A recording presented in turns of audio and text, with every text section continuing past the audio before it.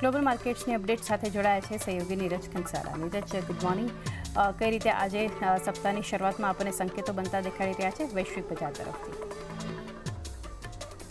જી good morning. અને સપ્તાહની શરૂઆતમાં જ આપણને થોડા ઘણા પોઝિટિવ સંકેતો મળી રહ્યા છે। થોડા ઘણા એટલા માટે કારણ કે જો શુક્રવારના દિવસે અમેરિકાના બજારોની અંદર આપણને એક તેજી જોવા મળી હતી થેન્ક્સ ગિવિંગ વીકેન્ડને લઈને અને બ્લેક ફ્રાઇડેના સેલને લઈને। ત્યાં આગળ એક નાનું સેશન હતું, પરંતુ નાના સેશનની અંદર પણ જો તમને ડાઉ જોન્સ 0.5%, નાસ્ડેક લગભગ 1% અને S&P 500 લગભગ 0.5% જેટલો વધતો દેખાયો છે।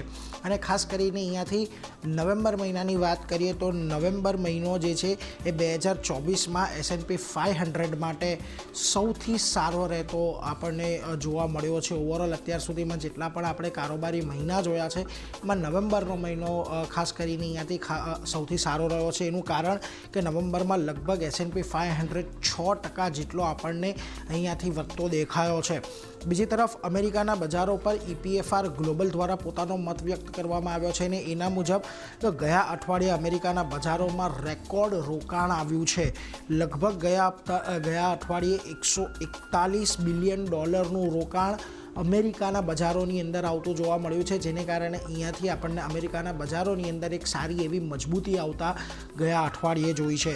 બીજી તરફ અમેરિકાના બજારો પર વિશ્વાસ વધ્યો છે, કારણ કે જો યુરોપીય બજારોએ લગભગ 2024માં અત્યાર સુધીનું સૌથી ખરાબ પ્રદર્શન આપણને આપતું જોવા મળ્યું છે। 1976 બાદ યુએસની કમ્પેરિઝનમાં જો આપણે યુરોપિયન બજારોની વાત કરીએ તો હંમેશા પ્રદર્શન ખરાબ જ રહ્યું છે। US સ્ટોક્સ ફંડ્સમાં લગભગ $441 બિલિયન રોકાણ થયું છે આ વર્ષ દરમિયાન, જ્યારે યુરોપીય ફંડ્સમાં $56 બિલિયન રોકાણ ગુમાવ્યું છે। એટલા માટે અહીંયાથી એવું કહી શકાય કે ખાસ કરીને યુરોપીય બજાર માટે ભલે આ વર્ષ ખરાબ રહ્યું હોય, પરંતુ અમેરિકાના બજારો માટે આ વર્ષ ઘણું સારું રહ્યું છે। પરંતુ અહીંયા ફરી ચિંતા જે ભારતને થોડી ઘણી સતાવી શકે, થોડી સારી રાખી શકે છે એ છે ડોલરની અંદર આવેલું દબાણ। આપણને ડોલરમાં ગયા શુક્રવારે ફરી એક વખત દબાણ જોવા મળ્યું અને સતત 10મા દિવસે ડોલર ઇન્ડેક્સ એક દબાણની અંદર આપણને કામકાજ કરતો દેખાયો છે। ખાસ કરીને ડોલર ઇન્ડેક્સ હવે 107ના મહત્ત્વના સ્તરની નીચે આપણને આવતો અહીંયાથી દેખાયો છે, કારણ કે અહીંયાથી US ડેટ ટુ GDPનો જે રેશિયો છે એ લગભગ 125% પર પહોંચી ગયો છે। અને બીજી તરફ તમને ફિસ્કલ ડેફિસિટ GDPનો 6% પર રહ્યું છે અને ટ્રેઝરી ઇસ્યુઅન્સ છે GDPના 9% પર છે અને 80% આમાંથી શોર્ટ ટર્મ ઇસ્યુઅન્સ છે। એટલે આ બધાને લઈને ડોલરની અંદર થોડું ઘણું દબાણ આપણને આવતું જોવા મળ્યું છે।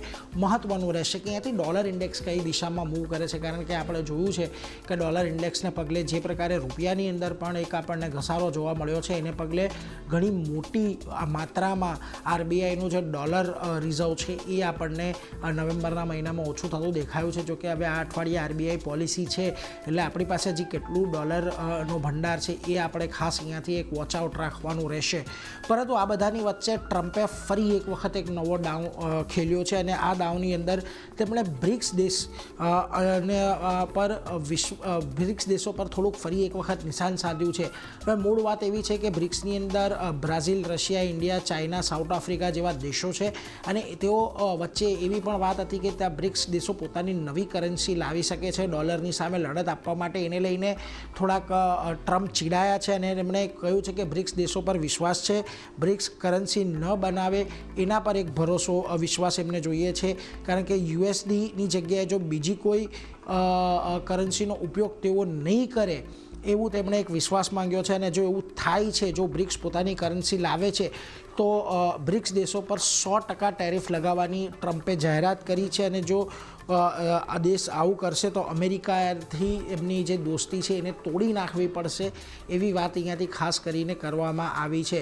જોકે આના પર ઘણા બધા મિશ્ર પ્રતિક્રિયા પણ આપણને આવતી જોવા મળી છે। પુતિન એક તરફથી કહી રહ્યા છે કે અહીંયાથી US ડોલરના જોરે બધાને ધમકાવી રહ્યો છે, જ્યારે ભારતના જે વિદેશી મંત્રી છે S જયશંકર એમને સ્પષ્ટ કરી દીધું છે કે બ્રિક્સ પોતાની કરન્સી લાવે એ પ્રકારની કોઈ પણ તૈયારી અમે અત્યારે દર્શાવી નથી। એટલે આ બધાને લઈને ફરી એક વખત એ ચર્ચા થશે કે શું બ્રિક્સ પોતાની ઇકોનોમીને વધારવા માટે શું પોતાની કરન્સી લાવશે, કારણ કે અહીંયાથી ડોનાલ્ડ ટ્રમ્પે ખુલ્લી ધમકી બ્રિક્સ દેશોની અંદર આપી છે। એટલે આ બધા પર આપણે ખાસ નજર રાખીશું।